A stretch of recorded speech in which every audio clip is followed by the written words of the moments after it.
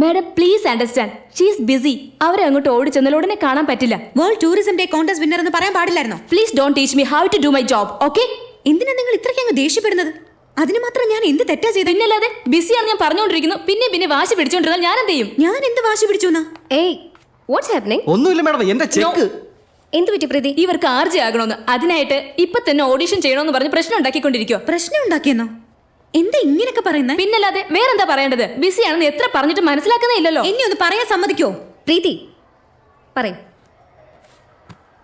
RJ കോൺടെസ്റ്റിൽ participate ചെയ്യാൻ ഒരു form ചോദിച്ചു. അതില്ലാന്ന് ഞാൻ പറഞ്ഞല്ലോ. എന്റെ വോയിസ് റെക്കോർഡ് ചെയ്ത് അയക്കാൻ പറഞ്ഞു. എന്റെ ഫോണിന് തീരെ ക്ലാരിറ്റി ഇല്ല, അതുകൊണ്ട് മാഡത്തിന്റെ ഫോണിൽ പറ്റുമോ എന്ന് ചോദിച്ചു. അതിന് ഞാൻ പ്രശ്നം ഉണ്ടാക്കിയെന്നാണോ പറയേണ്ടത്? പിന്നെ വേറെന്താ ഞാൻ പറയേണ്ടത്? പ്രീതി നിങ്ങളുടെ പേര് പറയൂ madam. Vijayalakshmi, tourism day contest winner. Viji Haridwar. ഇഞ്ചിയുടെ പഴക. ഇന്നലെ ഞാൻ പാടിയ പാട്ട്.